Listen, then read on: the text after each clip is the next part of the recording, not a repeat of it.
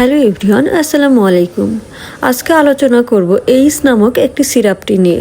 এই সিরাপটি খাওয়ার নিয়ম, এর পার্শ্ব প্রতিক্রিয়া এবং এর বাজার মূল্য ইত্যাদি নিয়ে বিস্তারিত আলোচনা করব। প্রথমেই আমরা জানব এই সিরাপটি আমরা কখন বাচ্চাদের দিব। জ্বর, ইনফ্লুয়েঞ্জা, সর্দি জ্বর, মাথা ব্যথা, দাঁতের ব্যথা, আঘাতজনিত ব্যথা, মচকে যাওয়ার ব্যথা এবং শিশুদের টিকা দেওয়ার পরে জ্বর ও ব্যথা, এই সমস্যাগুলো দেখা দিলে আমরা এই সিরাপটি খাওয়াতে পারি। এখন আমরা জানব এই সিরাপের সেবন বিধি। 3 মাসের কম বয়সী শিশুদের ক্ষেত্রে প্রতি কেজি ওজনের জন্য 10 মিলিগ্রাম হিসেবে দিনে 3 থেকে 4 বার খাওয়ানো যেতে পারে। 3 মাস ও বেশি বয়সী শিশুদের ক্ষেত্রে আমরা কিভাবে খাওয়াবো? 1 বছরের নিচে হলে হাফ চামচ থেকে 1 চামচ দিনে 3 থেকে 4 বার।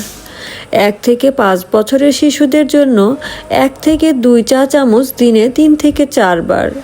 6 থেকে 12 বছর শিশুদের জন্য 2 থেকে 4 চা চামচ দিনে 3 থেকে 4 বার এবং প্রাপ্তবয়স্কদের ক্ষেত্রে 4 থেকে 8 চা চামচ দিনে 3 থেকে 4 বার খাওয়া যেতে পারে। তবে যে কোনো ওষুধ খাওয়ানোর পূর্বে একজন রেজিস্টার্ড ডাক্তারের পরামর্শ নেওয়া উচিত।